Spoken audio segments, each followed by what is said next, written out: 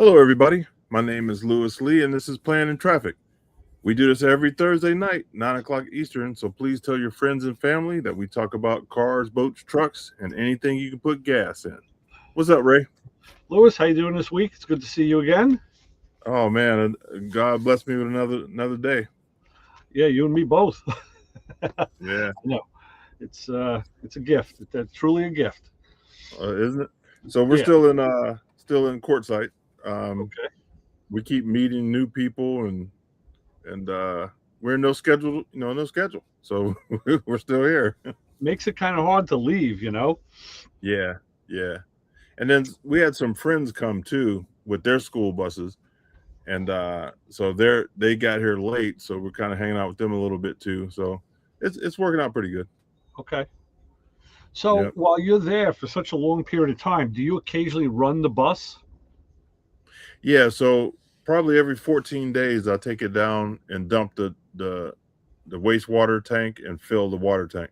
Okay. So last week I took it on the road, took it and washed it. So I took it into town, Okay. make sure it was running good and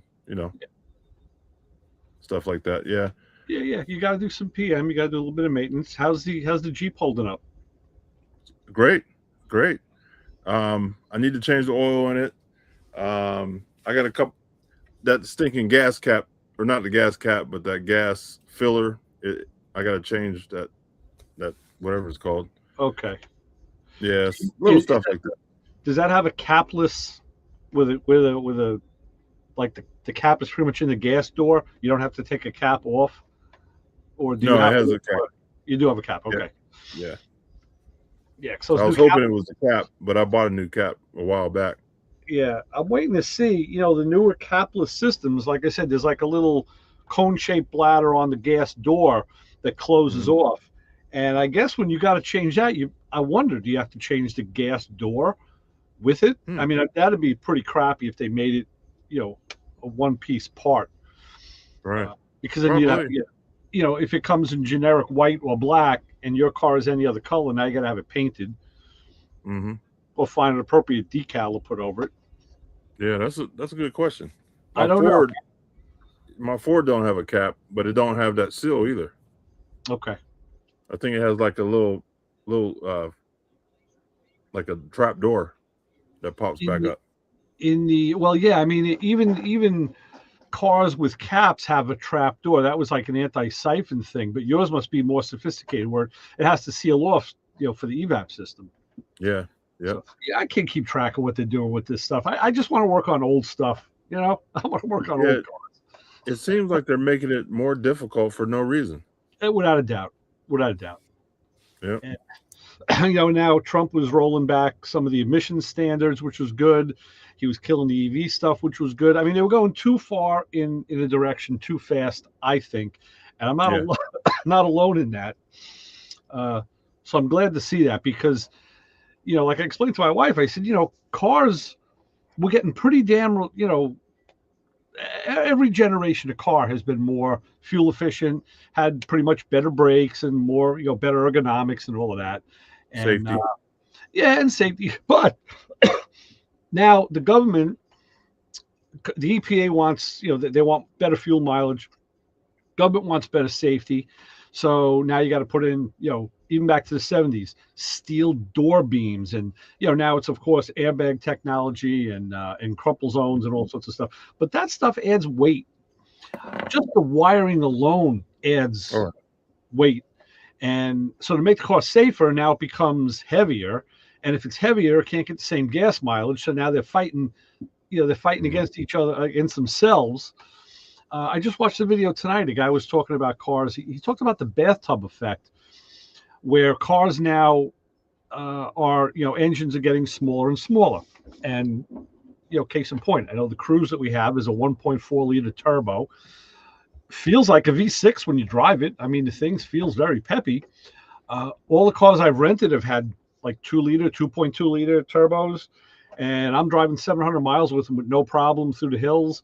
So the power is there, but he was laying out when cars cost the most.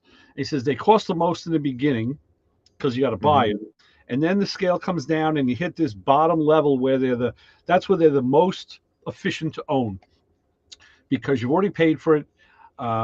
It doesn't need a lot of maintenance, and you're just doing your thing with it, and that's the sweet spot. And then it comes up again on the other end, so that's the bathtub. It makes like a U. And he says his thing is when cars hit like around, he said over 150,000. I don't know. He's 150 to 200,000 miles.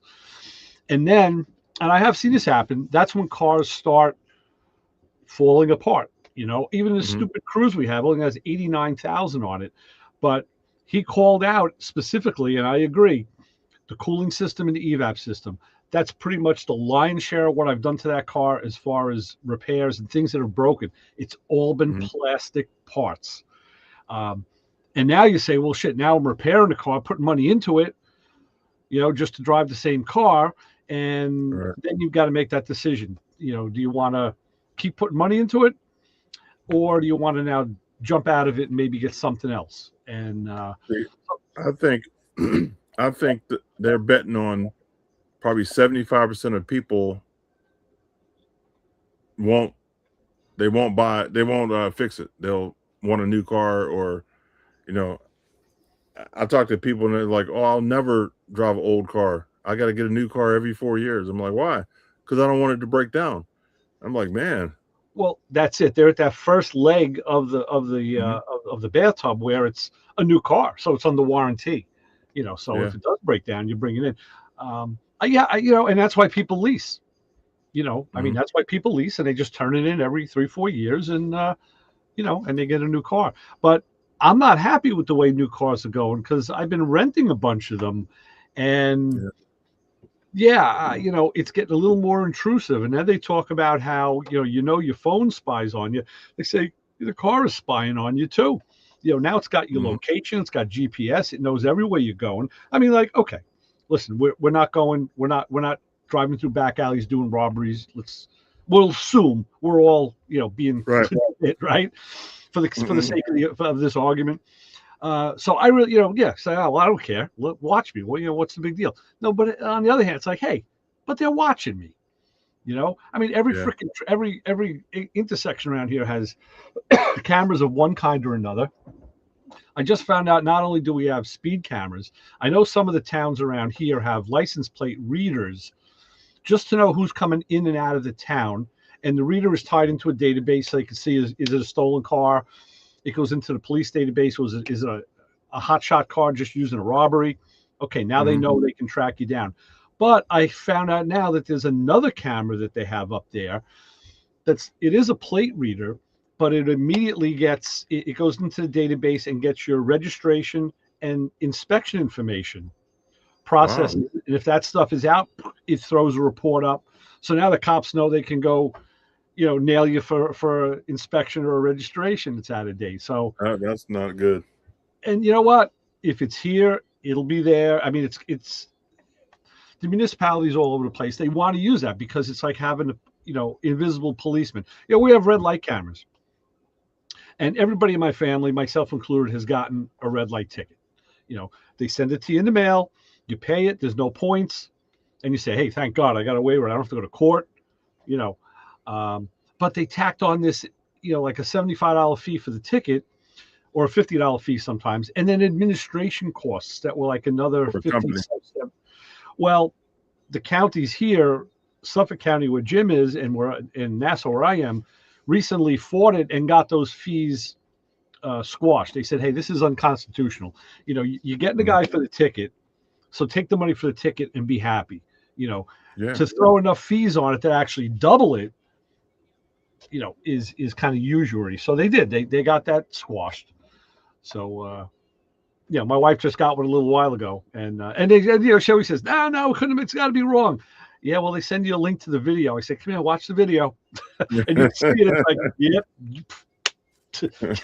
I think that's you. You're done. You did it." And so hey, even with that, you're happy to pay that fine, not get points, but they're watching everything. I changed insurance companies last month, and it's like, oh, we'll give you a discount if you put this app on your phone. Yeah. that will track you. So, if you want a discount on your insurance, you got to go with the app, and then it tells if you're speeding or hard braking and all that stuff, and tracking you. Right. I know I think Geico does that. I think Progressive does that. There's probably a lot more. My company has never approached me. But like, hey, for the most part, well, actually, Uncle Tony DeFeo did a video a couple of weeks ago on his YouTube channel talking about just that, how cars track all of that stuff. And he said that some of the newer cars, that data is tied in with the ADAS system, so that it can slow you down, or it can, like lane departure. If you're making a crazy move on the highway, it can prevent you. And he said, hey, the scenario could be, what if a guy's barreling down up your ass and you got to get out of the way and you go to lane change quick, and then the car fights you and stops you from doing it. It may cause an accident. Yeah. So, I don't know that it has yet, but it's food for thought, something you got to think about. Or it could be anything. A kid run out into the street and you need to get out of the way, and you got to bust a move, right? Either like jamming on the brakes or nailing the gas and going up on the sidewalk, whatever it is. I mean, that's kind of extreme, but it can happen. Yeah, I don't like that car taking over stuff. No, not at all. Which with Carl Anthony, we were talking about this with him 5-6 years ago with the autonomous cars, and he was coming out. He came on the show with me and my buddy Joe, and he says, I want to put something out to you guys. And he laid out the whole thing about autonomous cars, how they were testing them and all. And he goes, so what do you guys think? And we both said, we looked at each other and said, no way, dude. No, we're not for it. Well, why not? So he was playing a little bit of devil's advocate because he had to, but he wanted to get information, from people who are in the car world. And we just gave him and of course that's now Waymo it's big in California. They have cars all over. They were talking about bringing some to New York City. I'd love to see it. They have them in Las Vegas too. Yeah, I know it's big out on the West Coast. And when you have some more open spaces, I guess it can work, Well, this is in Las Vegas in the city. Those cabs, they got cabs that pull up with no driver, not even a steering wheel. Yeah. It just pulls up, door opens, and there's people in there. I'm like, man, there's no way I'm getting in that thing. Yeah, have you done that? No. So I'm not getting in one. Now, wait, isn't that the Tesla that goes through the tunnel? Was that autonomous too? I thought that was an autonomous vehicle. No, there's drivers. Okay. In the Tesla tunnels that goes through. It's all under SEMA, under the convention center. Right. They're all drivers. Yeah. But I'm sure they might add it in. Oh, who knows? Yeah. So it's I know they're digging a tunnel all the way to the airport. Oh yeah. So I think you'll be able to go from hotels to the airport in those tunnels. Okay. Hey, that's good for ground traffic, right? Oh yeah. Unless Elon's not playing around. Yeah, I'll tell you a funny story. Back when I was a kid, this is so it had to be, I guess, by that point, the early 60s. I was old enough to know, but not old enough to know jack shit. And we had a lot of family in New Jersey, and my parents would drive there. We'd go there a lot to visit family. So the brand new Verrazano Bridge was open, it was like, hey, we're going to the bridge. And I don't remember how old I was. I was probably 4 or 5. So it's like 62, 63. And I was deathly afraid of the bridge. I was afraid the bridge would collapse and, we'd fall in the water and drown and die. I don't know where I got that idea from, but I pitched a fit. I screamed and cried, I don't want to go on the bridge. I want to go on the bridge. And my father was like, all right, don't worry. We'll go another way. Okay. The other way was like the Holland Tunnel. And that was worse. They were smart enough not to tell me where the tunnel, and I didn't know this. I was a little kid. I didn't know where the tunnel went, but if I did, I probably would have just passed out. I don't know. So yeah. Yeah, that was worse. Yeah, absolutely. Oh God. Let's get the fellas in and see what they're talking about. Paul's at a car show in Tulsa. Okay. Hey, Paul. Hey, how you doing from Tulsa? Hey, Paul. There's Vince, Jim, all the boys are here. Okay. Hey guys. Brian. So I see you all set up at the car show. It looks good. Yes, thank you very much. Yep. You see anybody good yet? Oh, everybody here is good. It don't start till tomorrow, so Well, yeah, the show starts tomorrow, but Chris Walker, I saw him earlier. Everyone Yeah. associated with the Starbird family is here. Brian Daigle is here. He came down.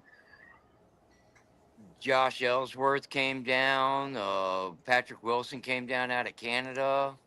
nice. Jerry and Tracy are here already. Dennis Roth is here. You're supposed to be here, Lewis. So get your I know, ass here. right? You I'm- have this enough time. Start that I'm truck. still- Start that bus up in the morning. Start heading east. Paul, is Man. Daryl Starbird is he still with us or no? Yes, sir. He is. Okay. And I'll see him tomorrow. How old is he now? 94, I believe. God Don't bless. hold me to that. God bless him. I'm reading some old custom illustrated magazines from 1964, and a lot of his stuff is in it. They have a lot of interviews Yes. with him. Obviously, he's a younger man, and there's like Barris on one page and Starbird on the next, and you can see how they had conflicting or different styles, but still were like on the cutting edge. That was like a great time for car customizers. Yes. There's quite a few amount of George Barris cars here. So there's some pretty cool ones. Lewis, you need to be here. I wish I could. It'd be hard for me to get there now. You can just turn the key in the morning and start heading east. Just drive straight through, right? I'm actually meeting with a guy tomorrow afternoon, a local guy that has like a treasure trove of Barris memorabilia. And it ends up my buddy at the shop who, with him, we worked with Barris and we had him on a radio show many times, did shows with him and a bunch of stuff. But so kind of had the in and we're wondering like, who is this guy? And what's he all about? So my buddy Mike kind of, I guess, questioned the guy, and he got back to me today. He goes, I may be in trouble. I'm like, what's the matter? He says, here's what the guy told me. The guy wrote back and said, yeah, you know me. He goes, your son and Andy Perillo was Barris's East Coast rep, who Mike used to work for. He goes, you guys kicked me out of the Eisenhower Park show a number of years ago. And I know Andy would do that. If anybody had Barris stuff that he didn't know who they were, since he was the East Coast rep, he'd have them booted out of the show. So I said, oh, shit. I said, what's going to happen now? So it ends up, I think Mike is in a peacemaker role. I got a feeling because he said, no, the guy's coming to the shop tomorrow, and we're going to talk. I said, you need backup? He says, yeah, 1:00 at the shop. So I'm going to be meeting him tomorrow. We're going to see what this guy's got. So cool. There is a large display this year, and I'm very happy to see it. And I'll take some pictures tomorrow, maybe even do a live feed tomorrow. Drag boats. Oh, cool. There must be 14, maybe 16 drag boats, both V drive and jet power. Some pretty unique stuff that you would not normally see if you had never been to drag races on the water and seen these things. To be able to see them up close. Occasionally at a car show, you'll see a race boat from time to time. I have never seen, outside of a boat show, this many step bottom and flat bottom, V bottom, hydroplanes, pickle forks, V drives, and jets. And every one of these things is capable of going over 100 miles an hour on the water. Wow. So it's a really unique display. And the So motorcycle display this year, I believe, is a lot stronger. Sherry says it's about the same, but I feel that the display this year for motorcycles is a lot stronger. Yeah. And what's the vintage range for the bikes? They have anything in particular, or is it just wide open? I I didn't pay that close attention to it. I will tomorrow. I saw everything from. I didn't see anything pre-war. Okay. Okay, but I did see some early post-war stuff through modern day. All right. All right. But there may be some pre-war. There may be a knucklehead or something in there. Are Yeah. they? Yeah. Is it more like stock restored or original or like custom stuff? A mix across the board Oh, mix. that's it. That's interesting, man. Because because let's face it, if you like all stock restored, 40s, 50s, 60s bikes really aren't your cup of tea. But like I love the customs, but if a guy likes the stock stuff, he doesn't want to see choppers and 70s bikes. So that's good if they mix it No, up. it was a very good mix, and it was a very good mix of European, American, and Japanese. Oh wow. And then what I did see that caught my eye, I don't know why this one particular, I mean, out of 200 motorcycles, only one caught my eye. It was a Honda CT70 from Oh like wow. 68 to 72. Mhm. Blue Yep. and white, and it caught my eye. They're starting to repop those. I seen a show This the other was day. this was not a repop. This was a vintage Honda CT70. Yeah, so they were so popular, they're starting to make them again. Wow. Yep. And it's Honda is making them. Yeah. What, Yep. Okay. Wow. Ray, have you seen the one? I think they call it a monkey. No, I don't recall the name. No. I that's popping into my head for one of the bikes that's a retro, like the old Trail 70s and all that, but it's a little bit bigger, a little bit more modern, but it's that same vibe as the old Trail 70s and the old, the old Hondas and stuff that have such a huge following. Yeah, they do. Except now I'm sure it's a 4-stroke. Yeah.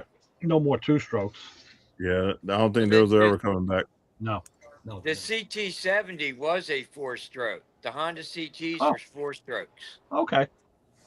Yeah, I never played in that world. I don't know. Nice. Everything old is new again. Yep. It shows you how what do you call it? Innovative the builders and the car guys were back in the day. That now they're starting to bring those stuff back because it had style, it had class.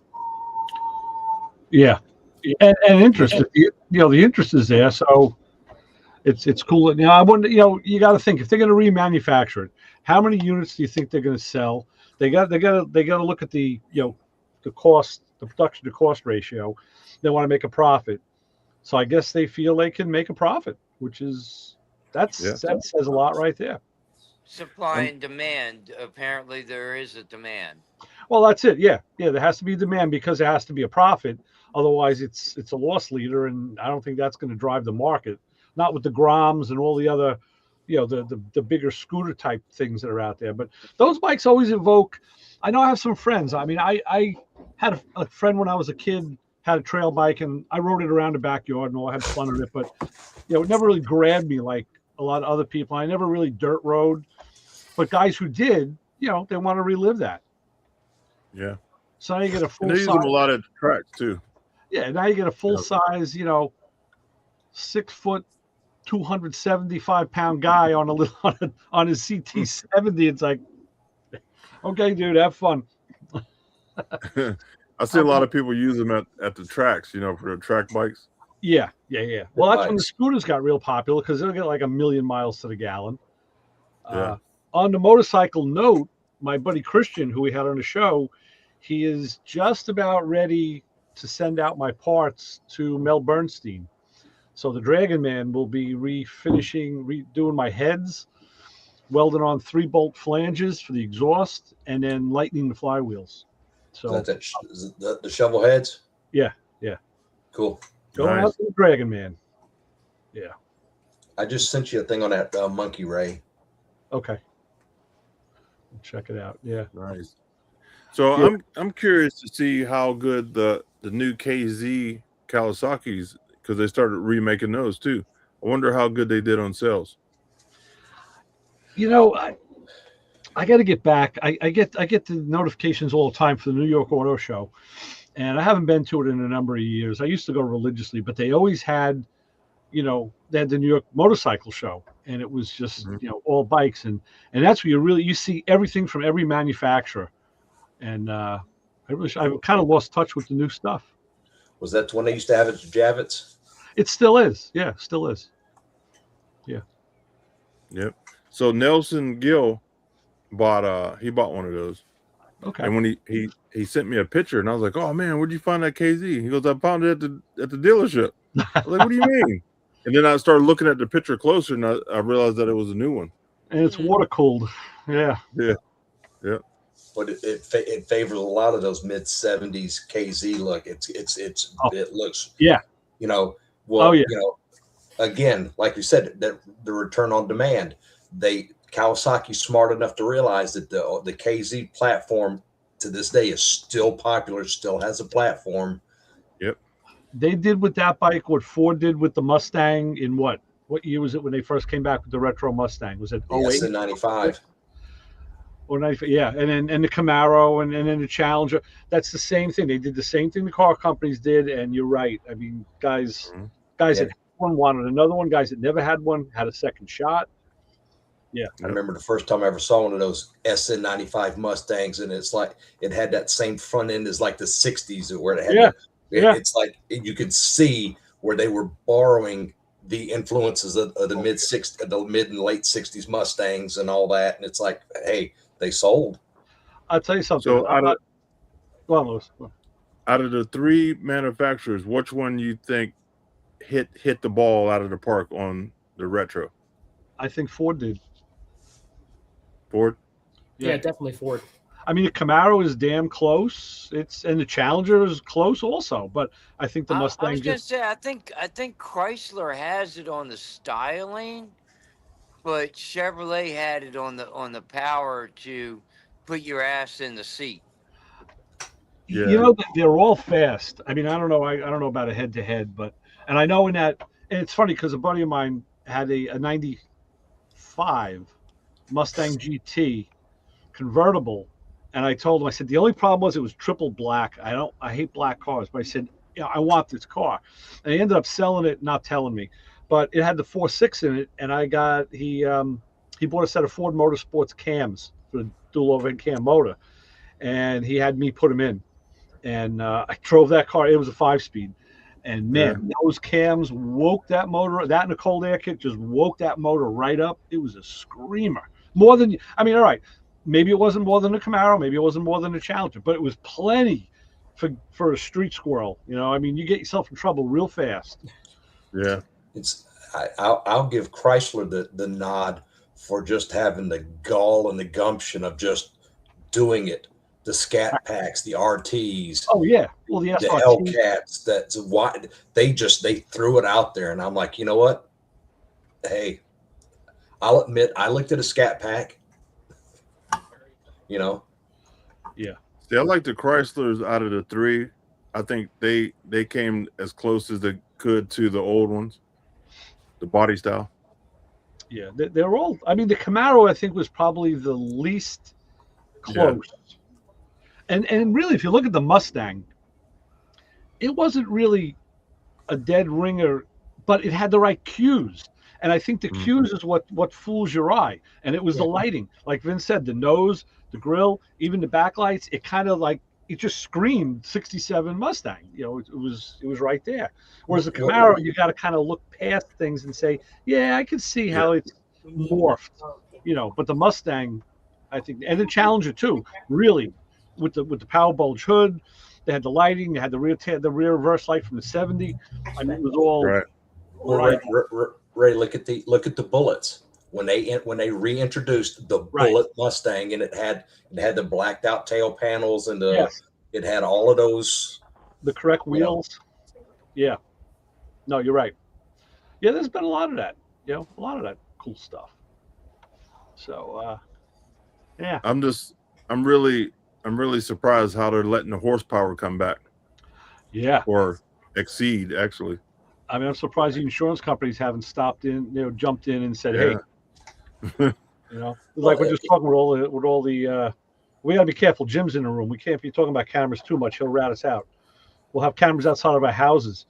Well, hell, I remember hearing a thing. I can't remember if it was Car and Driver, Road and Track, or somebody 20 plus years ago. They said that when they had done the national, it was NTHB or National Traffic Highway, whoever, they had looked at the numbers, and back then, again 20 plus years ago, they said that a municipality who puts in those red light cameras, they said that they see an income of about $1 million a year per camera. Oh yeah. Of that thing just sitting there, just clicking pictures, and just tickets all day long. Now, all that thing does is just click tickets all day long. Yeah, that's crazy. And like we talked last week, now they're putting in the sound activated cameras. They've had them in the city for a couple of years already, but they're doing that. Hey, on another note, in certain troublesome areas for crime, it's called the Shot Spotter. It's not a camera, it's audio, and it's tuned to pick up gunshots. And they test it. It won't register on a backfire, it won't register on a, any other boom or fireworks, but it'll register on a gunshot. Now they can, and there's neighborhoods that actually protest against it. Like, we've had them for a couple of years. Yeah, we've been here for a while, and now the police can respond within minutes to a pinpoint location. I mean, when they get there, unless there's someone laying on the ground, there's nothing to report. There's nothing to do. But it could actually save lives. I haven't heard much about that in a while now. It's been kind of quiet. Yeah, me either. I went to sleep in 2026, and I woke up in 1984. Yeah, pretty much. Pretty much. Well, I was just talking to my wife about that today. We were talking about the cameras and all. And it's technology. They're using technology now as, it's, invisible policemen. And it keeps them, they say they can be doing other things. I don't know what, but, making the donuts. Yeah. I mean, it's, well, technology is a double-edged sword. Because of technology, gas world, diesel world, the computing power is so great now. They can make a diesel engine get good fuel efficiency with power. Same thing with a gas motor, where they don't need as restrictive catalytic converters and all of that stuff. I mean, it's been proven. There was a guy in Atlanta had a ISX Cummins in a International, and the guy was he was an electrical engineer, and he had got tired of it and just bought a truck, got his license, went to the dealership after the truck broke down a couple times, and he kept having issues. And the guy, being kind of curious, started digging into it, and he started looking at it, and he's like, whoever wrote the programming for this stuff is just, it's, he goes, they're so spotty. Well, he started getting in there and looking at it and adjusting and playing with it because he had the technology. He knew how to get in there. He had a truck, or I hadn't talked to him in a while. He had a truck, Lewis, that bobtail. That thing would get like 17 miles to the gallon. Wow.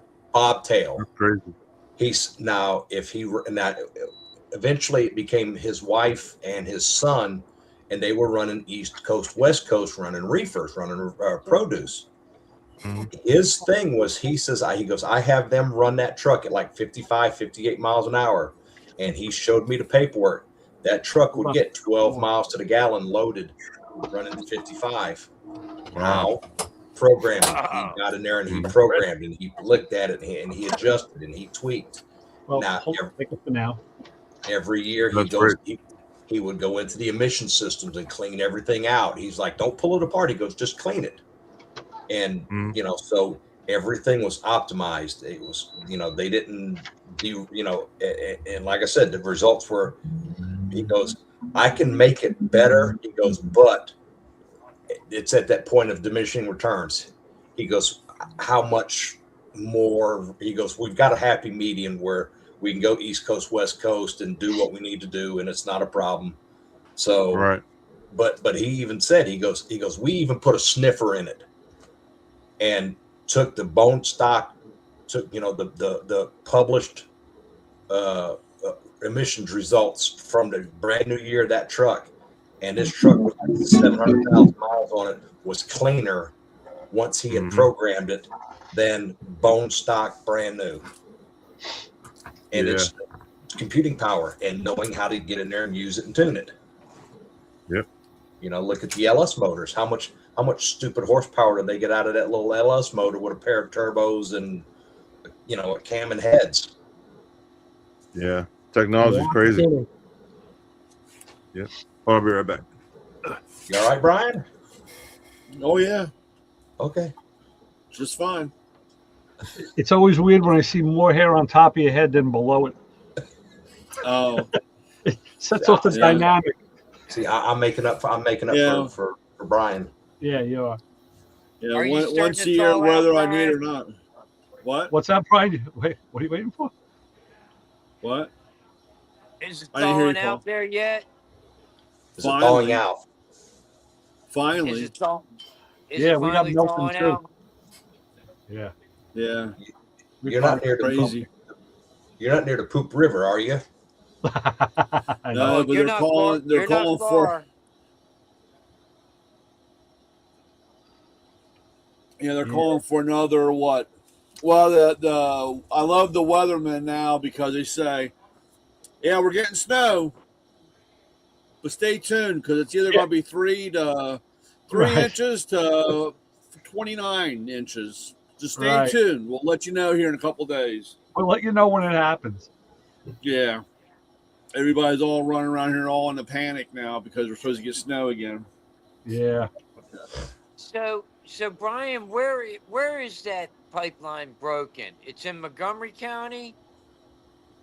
I have no idea what you're talking about. The sewage Oh, yeah, they spill got- into the Potomac. Yeah, it's dumping Yeah. poop into the river. Yeah. There's a municipality in Maryland, Brian, that has got like a huge a waste management line that is busted and is basically just spilling raw sewage into the river, which is ending up downstream in Washington. They ain't talking about it on locally. Perfect You place guys for it. know more than I do. Yeah, they're keeping it from you. Does your water taste funny? Does it look funny? I don't. Who was it used to have it where they could light the water because they had so much Michigan. methane and all that crap in the water they could turn the faucet on it and light it because there was so much That methane. happened in a few places. Didn't it happen in Ohio too, Lewis? Wasn't there a river in Ohio? I thought it was Michigan. I thought there was one in Ohio that lit was it? fire. What was Maybe the- it could be. I don't know. What was the Love Canal? Oh, that's in New York. Yeah, that was That's upstate New York. That wasn't fire. That was just condemned radioactive Yeah. hazardous waste. Yeah, that was just they would dump from chemical dumping and stuff. Yeah, the whole town had to shut down and move. But there is something somewhere else. There is another area in the country where there's this fire on the ground still, and there's like a permanent fire burning. It's just gas. Isn't that in Pennsylvania? That's a place up in Pennsylvania. That's Pennsylvania. Okay. that was a coal mine or something that lit up. Yeah. Coal fires can burn for decades. Well, yeah, that's And what this I one think. they- has been burning for decades. Yeah, Yeah. there's no way to put it out. Yeah, it was coming up from the mine, coming up, Yeah. just burning. It's like I said, how are you going to put it out? It's in the ground. Right. It's nuts. Yeah, and that thing with you could light the water on fire. They were trying to blame fracking for that.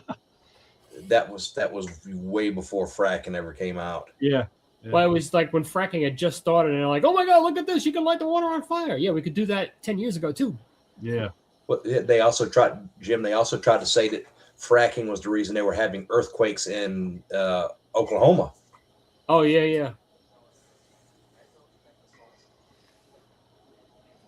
Although it's funny, I talked to the ex the other day, and she says they've been having a bunch of Ray, if your niece there in Charleston, if she's talked about it, they've had a bunch of rollers come through there. Oh, really? And what they don't realize is that Charleston and all that area is on as big a fault as it is in California. Oh, okay. It's just as big. Yeah, Jeep and Al posted Nobody something talks about about that on Facebook. Nobody What's that, talks Jim? about it. Oh, yeah, Al, yeah. Jeep and Al, yeah. Yeah, he's just north of there now. He's close. Yeah. Yeah. Yeah, I was thinking when you were up there with the grandbaby, and I thought for some reason I was thinking you were going to go down and see your niece, and I was going to tell you once you got on 77, heading south, heading down into Charleston. Yeah. Once you get one on 77 from mile marker 27 to 24, there's a ton of construction. Oh. It's that new plant they're building, the Jeep. Oh, okay. What was the new Harvest? It's not International Harvester anymore though. It's the International Scout. The Scout. Yeah. Yeah, that's the plant. And like I said, this thing is just beyond huge. And I mean, it's both sides. Volkswagen bought them. Volkswagen bought them, and they're rebuilt. They're taking orders right now. They're supposed to be coming out here in the next year. I mean, both sides of the road, miles. Just wow. Plant is absolutely huge, state of the art stuff. But my thing was this battery. It's EV, and I'm like, no thanks. Oh yeah. Personal preference. Just I'm not. I don't understand why they wouldn't do both. Let people choose. Yeah. I'm they got the money from the government. That's the reason why. Man, where have you been, Lewis? Jesus Christ, dude. Yeah. Why can't they do fucking both? God. Watch out, Brian's waking up. Yeah. That's what He's happens. alive. That's what happens when you're out here in the desert. You get the news kind of late. Yeah. Hey, earlier you guys were talking about the thing that plugs into your car for the insurance. Yeah. We got sent one, and the whole thing you can get a kickback. It won't increase your rates, but you can get a kickback, and you can save. So we did it, and it plugs into your OBD2 port. Right. And so every month or every couple of months when it would give the readout, we would be just shy, and it would tell us what we got dinged on. Oh. Well, one day my wife was headed to work, and this car pulled out in front of her, and she slammed on the brakes and then swerved to avoid them. Mm-hmm. And that was on that report. So as you guys were talking, like how does it not know, or it won't know why you made a maneuver, right? But you can get dinged on it, and it made me, when I was listening, it made me flash back to we had that thing, and we didn't get it. Can you call and can you dispute it or give your explanation to the judge? Well, this was through the insurance, so no, I know. I'm just saying judge. Yeah. I don't know. Oh, there you go. You got one, Brian. See, I used to sell them. I thought it was a box of ammo for a minute. It looked like 22. No. These are Golos, and you program your cell phone. You program the customer's cell phone into it. Yeah. Okay. You plug this into your OBD. You plug this into the OBD, and then with our scanner, you type the number in, and you go live with the car, and you can see what the car's doing when it's either next door or all the way across the United States. Oh. So it's like a dongle like you use now on a remote scanner, but it's Right. It hooks And up it's to going Wi-Fi. through their phone on their Right. Wi-Fi to the scanner. So Hmm. they have to they would have to pair that with their phone, right? Like a regular Bluetooth Right. operator. You bring that. That's why it's got the Got it. USB QR code. thing, Yeah, the QR code, and you go in and you scan it down and you put your phone number in it. This is how Brian got his daughter to understand that he had control of her car. Because I put this in her car, and I was able to go to the scanner, and I can make the horn blow, and I can make this, and I can do Directional that. control. Yeah. Well, And said that, you stop I know. being daddy and start being big brother at that point. That's right. Yeah. But I made my point. Yeah. But I mean, listen, I've just- shown you guys just in the made shop. my point that big brother has total control over all of us all the time now with this technology. Yeah. Yeah. Right. Now, I- ideally, what the purpose of this was supposed to be, when you had a customer that had a problem with the car, instead of you driving around wasting time, take you it, plug this drive. into and you say drive it, and then when they say, "Hey, I got a problem with my car," then Right. you can go in and do it. And this works just like the insurance stuff, because this is in the US. I mean, in the thing, and Yeah. it shows everything you're doing with your car. I That's gotta good tell you, idea. I have shown mechanics and technicians in shops how bidirectional control works with a scanner, and they thought I had magic in a bottle. I can only Well, imagine. it is magic in a bottle. Let's go back to a magneto and a carburetor. Well, You yeah, can't shut me down at that point. it's Mhm. really like you said, Vorpal. It's technology. It really is just technology. Yeah. I mean, I'm opposed to everything. You know, they want everything to be wireless and Bluetooth, and it's like, dude, what about when the power goes out? You know, Yeah. or a satellite falls out of the sky? Like, you're done. You know, that's why I keep oil lamps around the house. I have oil lamps when the lights go out. You know? Whoa. I'm not that vintage. Okay, I am. I got a shitload of oil lamps. I got a case of oil. I know Well- I know how to use batteries and a flashlight. Right. But there's nothing like reading a book by the oil lamp when the power is out. It's like kind of old time homey, you know. Okay, Abe Lincoln.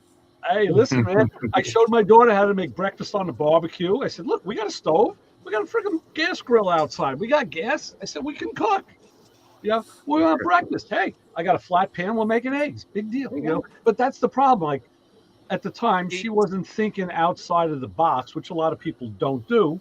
And you know, that's what sets a group like this apart. Do you just come around this way, Cliff? Come around this way. Come around this way and smile for the camera. Yeah. It's AI. It's AI. Yeah. See. Yeah, Hey, Cliff. It's finest. There's Cliff. What am I looking at? Oh, the whole bunch That's of all of them. Yeah, the whole All of bunch us. Whole of bunch of idiots us. there. They all think that I'm actually somebody special. I guess. He's not. All right, Cliff. Good to see you. Me too. Well, you know, Ray, that comes back to the point of teaching people what to think versus how to think, Yeah. and Give a that man, give a man a fish. you know, nowadays they're trying to indoctrinate them. Yeah. Right. We have that rock Yeah. star front row parking. Yeah, man. That's Me in the back corner. I don't. What's up with That's that? funny. I'm gonna file an official complaint with Christie. Causing too much trouble or something. Probably. Yeah, I know He there was a did certain say, "Can you Chevrolet please not dealership in cause any Atlanta trouble, that Freddie?" shall remain nameless. That I have some friends that were technicians there, and that was one of the rolling checks on Friday, because big Chevrolet dealership, of course, they had all different kinds of stuff, and this was in the mid to late 90s, so of course they had the Impala SSs and the Vets and stuff like that. And the tests on Friday was to see who had the best screenshotted mile per hour. Oh, Ooh. And needless to say, it wasn't dealer sanctioned, but it was mechanics. You know, that's what I used to do when I had my 95 Impala first. Screw you. And I would take it down to the beach, and it had a digital dash. So I would, I'd be doing like 60, 65. Then I would just put it to the wood, let it downshift, and that car would just I go. want you to And introduce at yourself, Jay. randomly, I would just let off the gas, and I wanted to see where the speedometer would stop.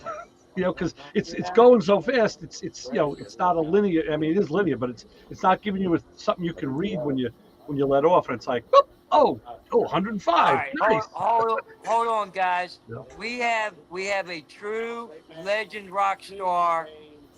Take it away, Zayden. Announce yourself. Go ahead. Yeah, see, there you go. Spoken like a rock star. Took it What's like up, bud? Party like a rock star. Yeah. All right, never mind. Shot. Another shot. Oh, it's starting to worry about you, Paul. Can't hear Oh, you. you look so young. Yeah, there you go.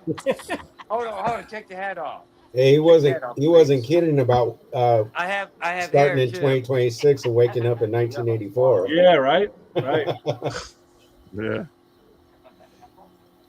So tell us, George Orwell. Yeah. Oh, God. It's Louis podcast. No, they're technology. Like I said, that double-edged sword. It can be great, and it can be like I know that I'm having some personal issues, like so with my truck, and it's the nanny computer eco cruise where the thing thinks it's more fuel efficient to sit there and throttle coast at certain speeds. How is that supposed to be more fuel efficient than a steady state of, not to mention transmission wear and everything else? Because like I said, you get to a certain speed and it will sit there and throttle coast, just, and it's like it'll make you seasick literally because the truck is trying to, and it's the eco mode, and I'm like, good God, turn that off. And then the collision avoidance, you can set to cruise, and if somebody pulls out in front of you, it slows down to 1 mile an hour slower than them, despite the fact that you can have the cruise set on 72 and somebody pulls out and they're going 65. Well, the truck will just automatically just 64.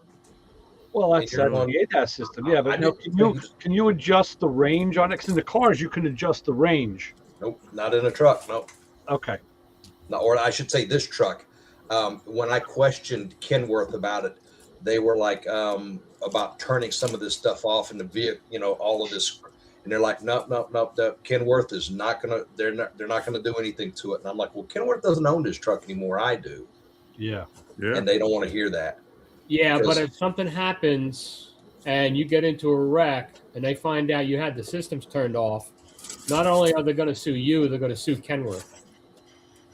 Well, that's why. Jim, I'll give you a perfect example.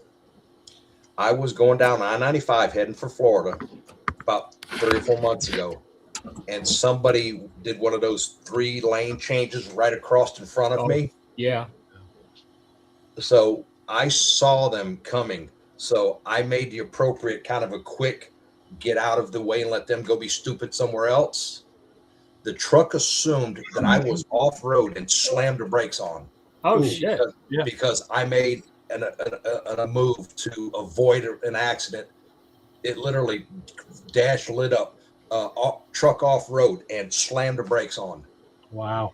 Imagine if I'd been on somewhere where it was icy or snowy and nasty, and it slammed the brakes on. Or people close enough behind you. Yeah. Yeah, that's what I'm saying. That's like what Tony was talking about, how, it's going to cause, eventually that'll cause accidents. Yeah. Explain that one. Like, why was that better? There was somebody was telling me a Tesla is the same way. That a Tesla will, if it sees somebody run up on it, it'll slam the brakes on and do all kind of stuff. I was like, and that's again, any of the self-driving, capable cars. Right. Because I think all of them now have some version of a GM, Ford, some kind of a, driverless setup on them. At least they're all advertising it. Mm. But I don't know. I like having my hands on the wheel and being in control. Yeah. Oh, me too. Absolutely. That lane change you were talking about, my son and I call that a Chips lane change, because there's an episode of Chips where the guy's on the CB and he goes, "Oh, there, gotta go. There's my exit," Yeah. and he takes 3 lanes over. Yeah. It causes a wreck. Yeah. And we're like, "Hey, we see that from time to time here in town." Right. But no, like I said, that dash lit up, truck off road, and I was just like, "What in the what's this Yeah. thing doing?" Yeah, that's nice. I'm trying to avoid an accident, and it's fixing to cause one. Yeah. Yep. Well, I have a family member that got a newer vehicle, and they were let me drive it, and they were talking about how when you, I don't know if it's lane assist or whatever they call it, but when the mirrors light up, That's And lane assist. Yeah. yeah, and at one point they were talking about later on that it went out or it wasn't working right, and I was like, use your mirror for what it, and look in your blind spot for what it's made for. This is why I don't like this stuff. It's kind of funny you say that, because a few months ago I put a Pioneer radio in the FJ, and it's got a backup camera. So I was leaving the guy's shop, and as I'm backing out of his lot, he runs up to the truck. He's like, he bangs on the hood. He's like, "Hey," he goes, "use the fucking camera." Because then what am I doing? I'm looking in my mirrors. I'm backing up in the mirrors. I'm like, dude, it's going to take me a long time. I said, I don't mind using that. When I'm backing up out of somewhere, I want to see. I'm sorry. Well, I've been in I'm like gonna call it Ignite, guys. Talk to you guys later. All right. It's a night. Take care. All right, Paul. Officially. I've like in rental cars or different, or if a family member, somebody's got a newer car, like when I've gone to back up, I've used that camera, but I'm still looking in the mirror, and I'm glancing at the camera. Like, it's just an extra thing that I can glance at to get a better view, but I don't stop everything else I was taught to do, because Right. Yeah. what if it doesn't work, or it has a blind spot itself? You gotta use what you're supposed to use, is your eyes and looking over your shoulder, looking in the mirrors. That's what they're there for. Right.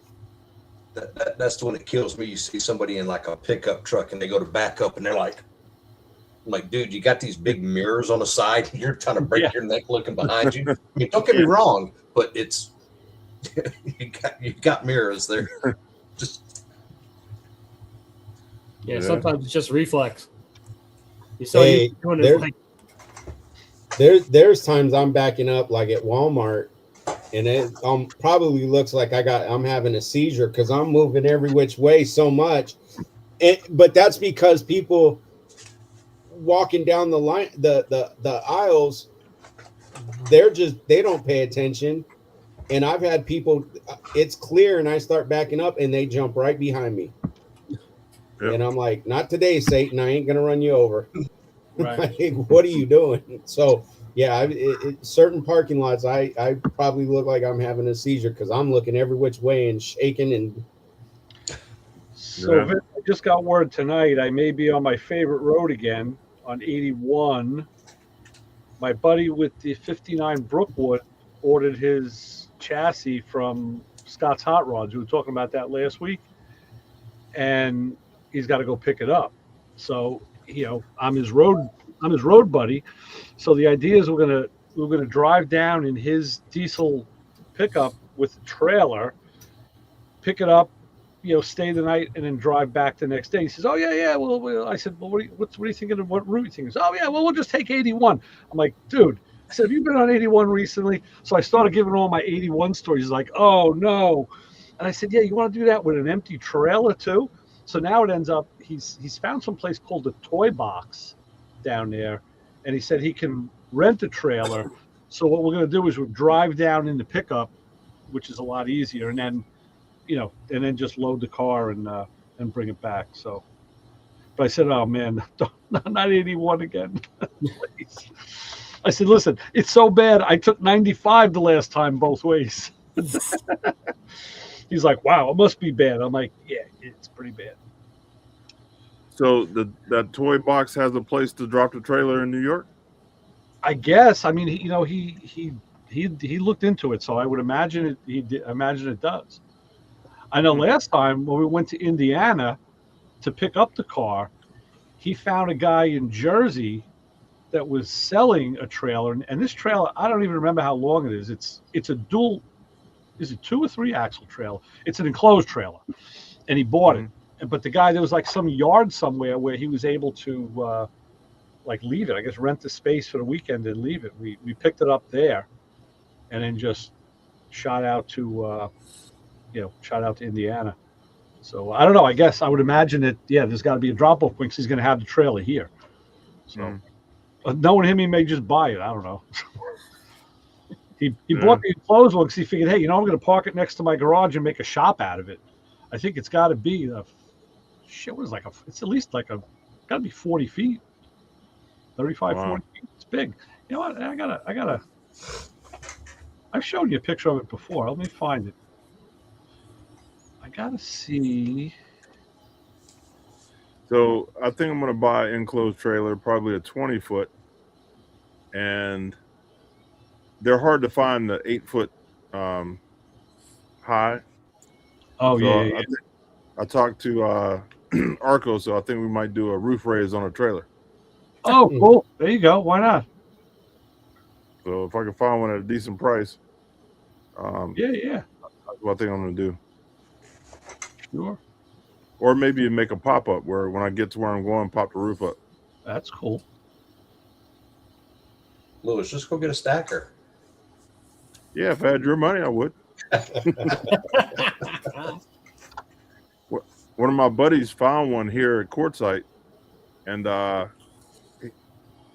it's 26 feet, and so it'd be too long for him to pull with his bus, or he probably would have bought it.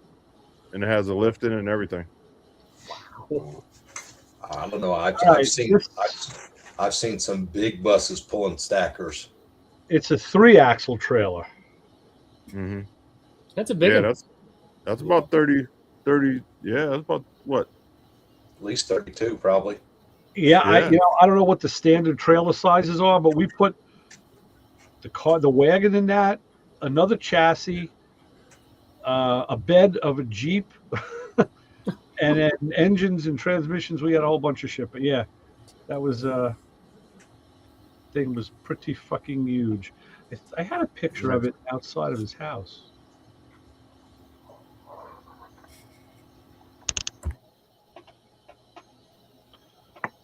But yeah, I see some RVs pulling some long trailers, man. Yeah. But my luck, I'll get out of Youngstown and the DOT pull me over and jam me up. Yeah. I'm trying to be legit at all times. So when you do get an enclosed trailer, you're gonna obviously be carrying the Jeep in it. Are you gonna set up your leather working station in it also, or is that your plan? Yeah, that's my plan. So like down the sides, I'll put fold down tables and workbenches and stuff like that. And if we raise the roof, then I can put cabinets and stuff in higher. Yeah. This was as close as I got, Louis. Oh yeah, there you go. You were close to me. I mean, that's 7-Eleven. If you take 7-Eleven to the left, I'm about 5 miles from there. Okay, and this is the place that I still want to go back to because we were there, and I want to go back and spend some time. Oh, yeah, that's the place is truck, sick. Truck stop. Sick. So Ray, that next exit where you were just at, if you get off the next exit, Tyler's shop is like a mile down from there. Right. Not Here we go. Yeah, I remember him saying that. And then, yeah, it even got closer. Like, there's the exit. Yep, there it is. So if you take that exit and you get off the very next exit, Tyler's shop is at the bottom of the hill. Oh wow, that's crazy. Yeah. Yeah, so that truck stop, that's Truck World, and they've been around for a while. They got good food in there. And of course, we passed Summit, and I was like, "Damn, I want to go there too." Yeah, yeah, you were right in our neighborhood. Yeah, Well, Jegs is out of Ohio, but that's what, Dayton? down south, I think right? so. Yeah, Southern Ohio. Yep. So yeah, Summit's about 45 minutes from us. Yeah. Yeah, that was the night I did the show from in the truck because we were driving. We were going to come back the same way, but it rerouted us. And this is me doing. We got the computer up on the. I was doing I'm playing traffic in the truck. Oh yeah. On the way back. Yep. Yeah, that's pretty cool. Because we got redirected. Yeah.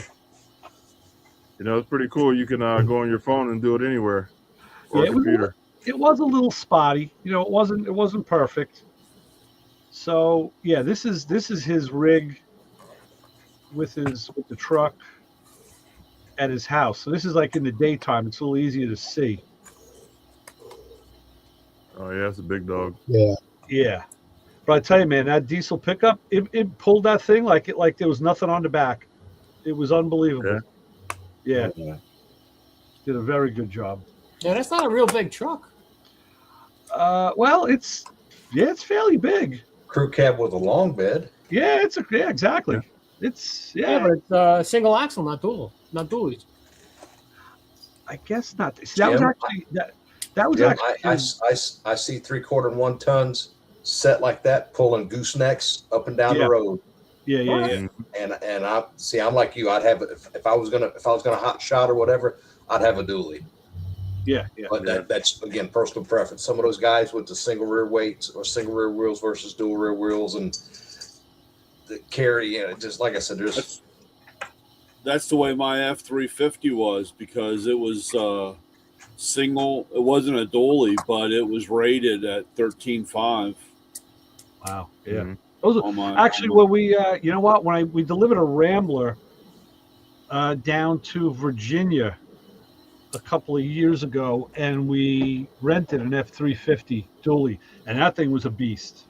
That was a beast. That was the one where we lost a trailer wheel on the highway, and my buddy's son who was driving. This kid is a great driver. He saw the wheel come off the trailer. And then what he did is, he actually positioned the truck. He didn't slow down. He stayed at speed and positioned the truck and trailer so the wheel, because it went behind us, it came back and we heard it, boom, hit the back of the trailer. And then went off to the side of the road. And then we pulled over the trailer. It had 2 wheels, so it didn't drop. But then we went and had to go find the wheel, back off the weeds. But he possibly saved somebody's life. Yeah. By blocking that wheel. It was an unbelievable maneuver. Unbelievable. He's a young guy. He knows how to drive. I had dual tires come off my tow truck one time, and I was towing a car. Oh, both tires. I looked in the mirror, and I seen the beauty ring blow off. I was like, "Uh-oh!" And then the tires came off, and one tire went up to the right, and one went across the freeway. We lost one of them. I don't know where it went. It was gone. Yeah, shouldn't be doing that this time of year. Where the hell did my? I've seen a video.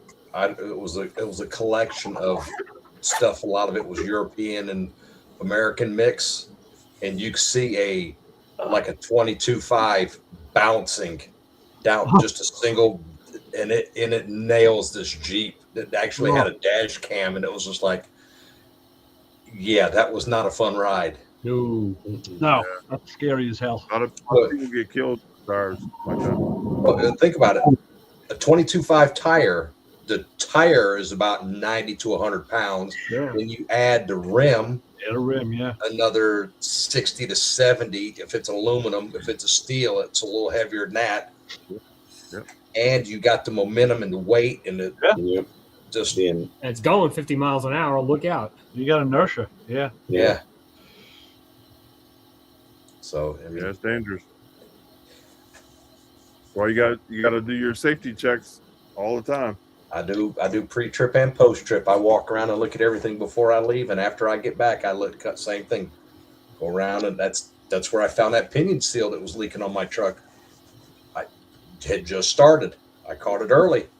Yeah. You know, know, that's I what bought happened. those. I Go bought on. those little things you put on your lug nuts, the little arrow things, Yeah. and forgot to put them on when they did the new rims and tires. mm, So That's, I have them in the box. we found out after the fact that somebody was trying to steal one of the trailer wheels because Mike, before we went, like a day or two before, he went over everything.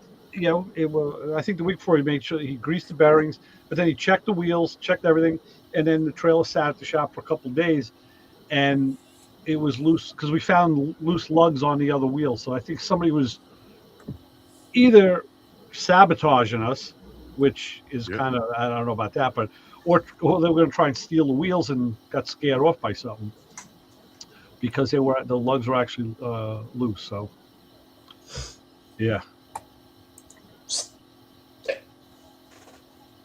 unreal. Yeah, one of my buddies was just saying he was traveling, and he stopped at a hotel, and the next day he was walking towards his truck, and he seen something funny on his wheel, and they were trying to get him off, but he had those locks all the way around, and they couldn't get him off. But they had Good. broke like 2 studs. Yeah, No. yeah, better to find that. Yeah, Oh, tell you. people are scamming this boy, I tell you. Yeah, yeah, Oh, yeah. it's a shame. But yeah, I think when I get back home, I'm gonna get those little, what do you call them? They're like arrow things you put on behind the lug nut so you can tell if they loosen up. I always wondered what they were called. I don't know. I would have Well, asked you.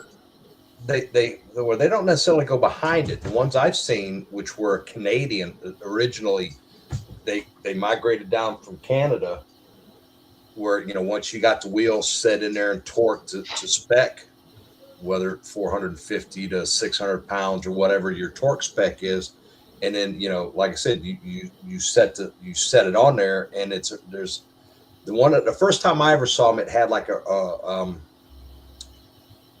ring that went on over everything, and then once you had that piece in there, then it I think that went underneath, and then you put the lug nut on, and then and what it did is it showed, like you were saying, if that lug moved any whatsoever, it showed with a visible, hey, it was here, now it's here. Yeah. You need to address that, because that looking for a rust stain or some of the other telltale signs of a loose lug nut, that's kind of, it's a little easier if you're doing a quick walk around and you notice that all of them are laid over, and all of a sudden you got one that's Sticking up. Yeah. We got a problem. So Yeah, I was mad at myself because they put the new rims and tires on, and I get back home, I'm looking through my box, and I see them. I was like, forgot to have them put them on. Yeah. And, they torqued those nuts down, man. There's no way I was getting them off. well, it's like a 33 millimeter lug nut. So it's, like I said, it's 450 to 650 foot pounds. Yikes. Yeah. Well, I can help you Oh. because I got the torque wrench that'll do it. Yes, sir. There you go. Whoa. This thing is freaking 4 feet long. It won't even fit on the screen. Yeah, this There you go. is what they use at the motorcycle shop to tighten compensating sprockets. It's like 400 or so more foot down. So I don't know what I'm ever going to do with that. I hang it on the wall. I'm going to give it to Brian as a toothpick or something. I don't know. Well, and it's the same thing, Ray. You put X number of miles on the truck, aluminum wheels. They suggest retorquing them after so many miles because of aluminum. Well, that's with any new wheel. Any new wheel, you're supposed to retorque a certain mile. Yeah. Yeah. I'll tell you, I just had the FJ in the shop last Saturday. I did an oil change and tire rotation, some other stuff. And, I always break the lugs loose. It's got a 6-lug wheel, and I have the aluminum rims on there, the factory aluminum wheels. But I just had them powder coated. And I always break the lugs loose with a breaker bar. And I could tell, and the lugs get tightened to 85 foot-pounds on that truck. And I could tell they weren't at 85 foot-pounds anymore. I mean, I could tell they had loosened a bit over months of driving. And I haven't rechecked them since I did them the first time. But yeah, it does happen. Not enough to come off. They weren't loose. I mean, I did have to give it a little bit of an oomph, but maybe it was 70. I don't know. I didn't check it. So Make sure you put that back to 2 Ugga when you put them back on. well, again, that's what I do. I use the gun, the impact gun, and I'll run the nuts on just to like one click, and then I'll come around with the torque wrench. And funny enough, now I'm torquing the wheels. I drop it back down so the wheels are on the ground, and all of them were just a matter of putting the wrench on and click, click, click. But I got to the left rear wheel, and I expected to click, and it was still loose. And I'm like ratcheting the torque wrench. I'm what? None of the lugs on that wheel sat like the other ones did. And I said, what the hell? It was almost like I was thinking, like, is the stud spinning? Because I'm racking the torque wrench like a ratchet. I'm like, and it's a 1/2-inch drive torque wrench. I was like, why isn't this thing? I thought maybe there was a problem. I got the air gun again. I raised the truck to get the wheel off the ground, and it just really hadn't seated all the way on the hub. And then I just, gave them that little one shot, and then they all tightened. So that was the first time that's happened. So Are they non-OEM lug nuts, or are they OEM? they're OEM. Yeah, they're the originals. And like I said, when I got the truck, I wanted the rims, the aluminum was getting sketchy, and like our Cruiser's getting really sketchy. But I wanted to do something, and I wanted a black wheel. I had Brian scouring all the Toyota dealerships. I was going to just take the black steel rims and then put chrome lugs on it, and nobody had them. And I was finding the rims that were like $120 a piece for a steel wheel. I'm like, no, man, I'm paying $120 a piece for a steel wheel. That's ridiculous. These things are holding shop parts. The parts room doors open somewhere. People got stacks of them. But the guys, nobody had them. Nobody. So the guy at the shop says to me, hey, why don't you have yours powder coated? I was like, oh, that's going to cost. I might as well just go buy new wheels. He says, no, the guy we use is really good. Because you take them off the truck, they'll pick them up at the shop. You're going to buy new tires, so buy your new tires. They'll take the tires and the wheels. They'll break down the wheels, blast them, powder coat them, mount and balance your new tires, put the TPM sensors in. $85 a wheel. Wow. I said, holy shit, take all 5. And I did. I mean, for under $400, I had a full tire service and powder coated wheels. But now I just found out there's one little square of powder coat chipped off one of the rims. I got to see if probably gonna have to break it down and have them redo it.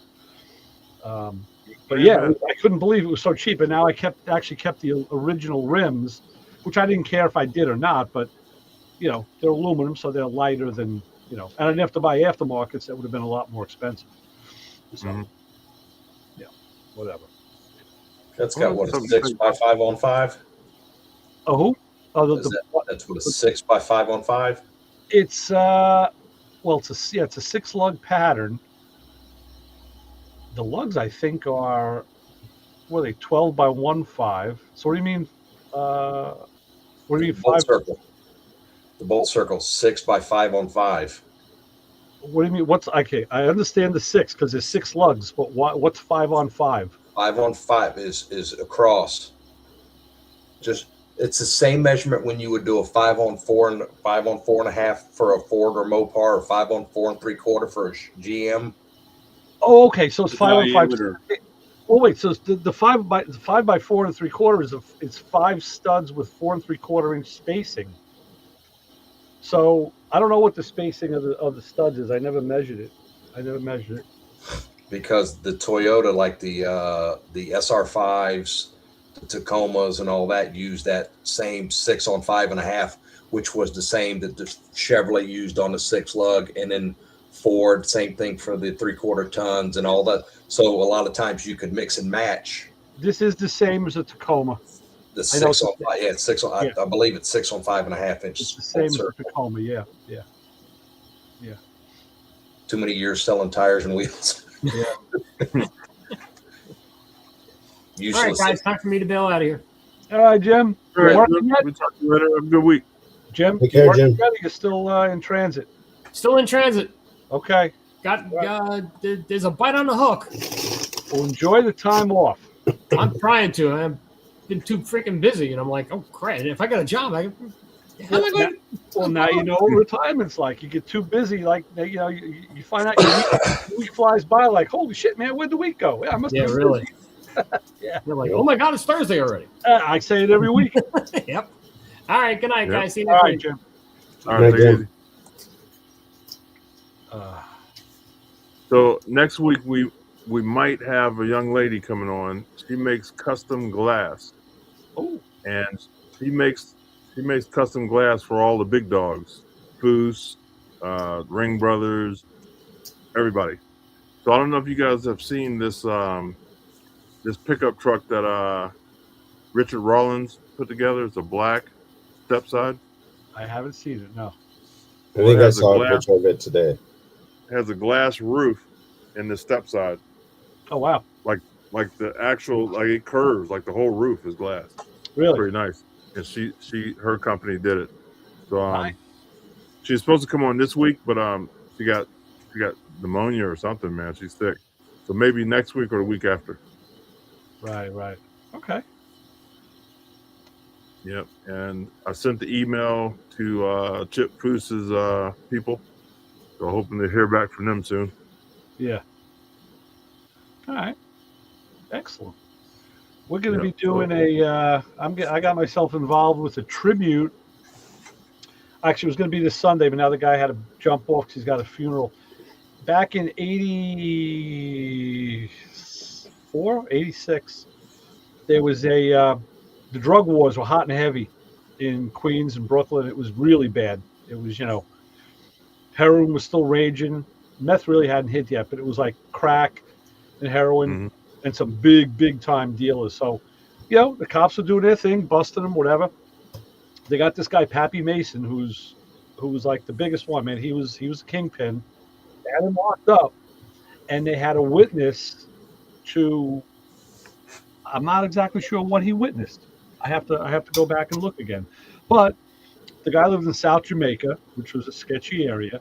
So he was going to be a witness at the trial, and it was going to put Pappy away.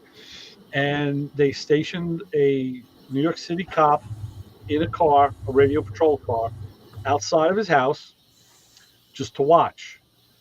Well, the problem was this cop was 22 years old and on the job for 2 weeks. But that wasn't the only problem. They just put him there. Yeah. From jail, Pappy Mason orders, take him out.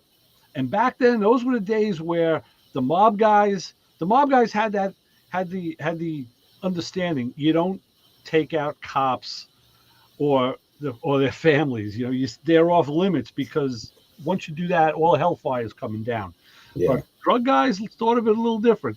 They went in and they came up on this cop. They ambushed him, shot him right through the doors, killed him. Like I said, 22 years old, 2 weeks on the job. So that infuriated, the PD, and they came down hard and heavy and, really took care of business. But the car was in the NYPD's possession, and it moved from storage facility to storage facility. It was in buildings that burned and fell down, and it was outside. It looked like crap. So a bunch of guys who knew him or were on the job at the time took it upon themselves to get possession of the car, and they're restoring it. And the anniversary of that assassination is coming up, I think, on the 25th. So I was going to have the one guy who's the lead on the show on Sunday, but now, like I said, he's got a funeral, so it'll be the following week. We'll get him in, and we're going to do a kind of a tribute to that. But because they're doing it out of their own pocket, or they're looking for donations and whatever. And They got most of the way done. I think the car is painted now. I know they had chrome done, and and then they're gonna show it and bring it to shows and whatnot, and because the PD didn't want anything to do with it, so these guys took it upon themselves. They're also trying to get this police museum back up and running. So do a little public service stuff. We're gonna do that. That's cool. I know. See if he wants to come on here. We'd love to have him on here. He will. This guy John, he's a talker. I even said to him, I said, John, I said, me and Chris are going to sit back. You're going to run the show, dude. I said, we're just going to let you. Oh no, I'm not like that. I said, come on, you know. He knows. But that's great. So yeah. I'll invite him on. He'll probably come in. He'll probably come on. Nice. Hey, Coach, I didn't leave yet. We're still hanging around courtside. So as soon as we kind of been watching the weather too, man. The weather's been crazy. This is just interject. Maybe we should leave the live though. Oh yeah. Yeah, let's do that. All right. Hold on one I know second. Brian's got something to say. Mm-hmm. All right, everybody. Thanks for coming, and everybody in the chat and Facebook and YouTube. Appreciate you coming check us out. And we do this every Thursday night at 9:00 Eastern time. So tell everybody that we do this, and we talk anything about cars, boats, trucks, anything you put gas in. All right, people. See you next week.